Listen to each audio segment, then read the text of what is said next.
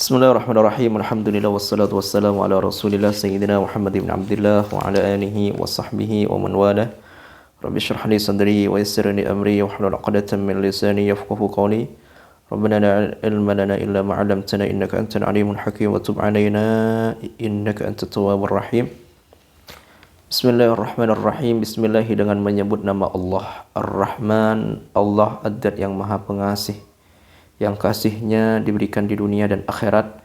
Ar-Rahim, Allah Ad-Dat yang Maha Pengasih, yang kasihnya diberikan di akhirat. Ini salah satu penafsiran dari beberapa penafsiran yang disebutkan oleh para alim ulama di dalam kitab-kitabnya.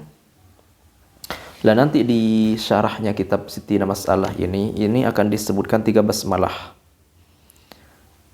Basmalah pertama dari kitab matanya itu sendiri, dari musannif yaitu Syekh Ahmad Az-Zahid.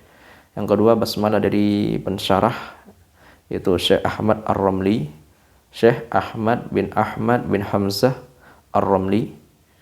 Yang ketiga basmalah yang kita baca sekarang ini basmalah dari salah satu santri yang memberikan muqaddimah atau pendahuluan dari kitab yang dikarang oleh Syekh Ahmad. Nah, untuk memuliakan sang guru, untuk menghormati, memuji, memberikan penghargaan pada sang guru. Karena dikatakan oleh alim ulama itu bahwa Abu Ta'alim asyarafu min abin nasab. Orang tua dalam agama, guru, kiai, ustadz, itu lebih mulia, lebih tinggi daripada orang tua nasab. Karena jelas kalau guru itu menyelamatkan kita dari nerakanya Allah, api nerakanya Allah. Orang tua menyelamatkan kita atau menangkis kita dari api dunia. Dan sebelum beliau menyebutkan nama sang guru untuk menghormati, memuji kepada gurunya, beliau membaca basmalah atau menulis basmalah ini. Baik. Qala berkata Asy-Syaikh Al-Imam yang menjadi imam, Al-Alimu yang alim, Al-Allamatu yang sangat alim, Al-Awhadu yang tunggal di dalam keilmuannya. Di masa beliau menjadi ulama terkemuka, tersohor. Abul Abbas yaitu Abul Abbas, ini alami kunyah. Syihabud dunya waddin, yang menjadi penerang cahaya dunia dan agama.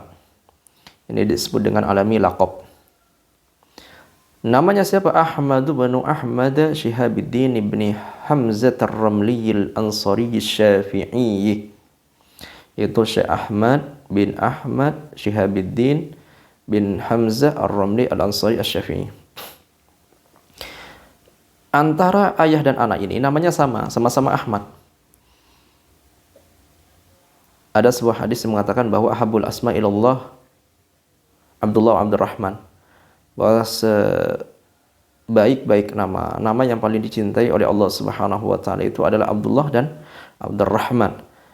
Akan tetapi orang yang bernama Ahmad ini memiliki keistimewaan tersendiri. Sehingga dalam satu riwayat dikatakan bahwa di hari kiamat itu nanti akan ada seorang hamba yang bernama Ahmad akan disidang oleh Allah.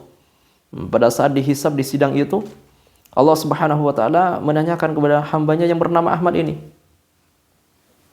kamu pernah melakukan dosa ini di waktu ini, di hari ini, di tahun ini? Maka hambanya itu akan mengakui dengan jelas, nggak bisa mengelak, nggak bisa berbohong di hadapan Allah, ya kan? Al-Alim. Maka hambanya pun mengatakan, ya Allah, saya pernah melakukan dosa ini di saat ini, di waktu ini, pada hari ini, pada tahun ini. Tapi apa yang dikatakan oleh Allah, yang didawuhkan oleh Allah, yang difirmankan oleh Allah adalah, aku telah mengampuni kamu. Dosa-dosa kamu itu aku ampuni. Karena namamu seperti nama kekasihku Ahmad. Nah, ini kebahagiaan atau kabar gembira bagi orang yang bernama Ahmad. Tapi jangan sampai kemudian ini menjadi sebuah dalih atau alasan, kalau begitu saya tidak mau beramal, tinggal namanya saja dinamakan dengan Ahmad tanpa beramal soleh. Jangan seperti itu. Tetap antara khauf dan raja itu sama-sama berjalan. Jadi ada harapan, ada rasa khawatir, ada rasa takut. Rasa takut itu yang akan mendorong seseorang untuk terus beramal soleh. Raja itu memutuskan seseorang, menghilangkan dari seseorang akan keterputusasaan dia dari rahmatnya Allah Subhanahu wa taala. Baik. Jadi harus berjalan sama-sama beriringan antara sifat khauf dan raja. Dan ayahnya beliau, si Ahmad bin Ahmad ini, Ahmad bin Hamzah Ar-Ramli, ini juga seorang ulama yang terkemuka di masanya. Sehingga dikatakan, ini kan beliau ulama Mesir. Seluruh ulama-ulama Mesir itu gak ada yang tidak berguru kepada beliau. Semuanya berguru kepada beliau. Kecuali sedikit yang tidak berguru. Artinya beliau itu mencapai ketinggian keilmuan yang luar biasa, yang sangat tinggi. Orangnya wara, zuhud. Sehingga dikatakan beliau itu tidak memperbolehkan, tidak mengizinkan seseorang untuk memenuhi kebutuhan beliau. Misalkan beliau itu mau ada kebutuhan di pasar, beliau melarang orang untuk membantu beliau membeli sesuatu di pasar. Beliau datang sendiri ke pasar. Ini pelajaran yang luar biasa. Ulama luar biasa, terkenal, sohor, kondang lah. Tapi beliau itu tetap melakukan kebutuhan, memenuhi kebutuhan beliau dengan sendirinya tanpa merepotkan menyuruh orang lain. Sampai usia beliau tua renta sepuh, baru beliau mengizinkan, bukan meminta, tapi siapa yang mau ya silahkan begitu. Baik, ini pelajaran dari beliau. Sehingga tidak heran melahirkan seorang ulama, anak yang kemudian menjadi seorang ulama yang luar biasa juga, Syekh Ahmad bin Ahmad Al-Ansari. Ini keturunan dari sahabat Ansor. Kita ketahui bahwa sahabat Nabi itu ada yang disebut dengan Muhajirin, ada yang disebut dengan sahabat Ansor. Dan sahabat Ansor ini terbagi menjadi dua bagian. Ada suku Aus, ada suku Khazraj. Aus dan Khazraj ini ya, sebelum datang Islam itu adalah suku yang saling bertikai, terjadi peperangan berpuluh-puluh tahun, bahkan beratus tahun. Sehingga dikatakan sampai 120 tahun mereka itu berperang. Aus dan Khazraj ini asalnya itu nama dari dua laki-laki yang bersaudara, kakak beradik. Jadi Aus dan Khazraj ini kakak beradik. Ini kakak beradik ini gak ada masalah, gak bertikai, gak terjadi permusuhan, peperangan di antara keduanya, aman-aman saja, damai. Nah, yang menjadi masalah itu anak cucunya, anak keturunannya itu.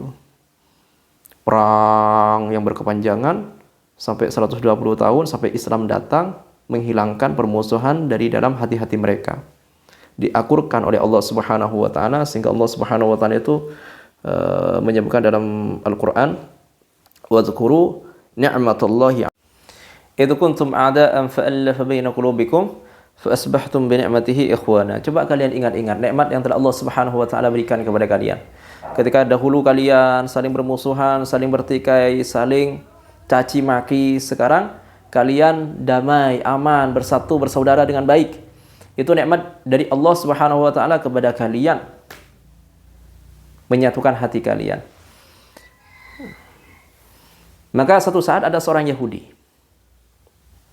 Jadi memang di kota Madinah itu sejak zaman Nabi itu sudah ada orang Yahudi.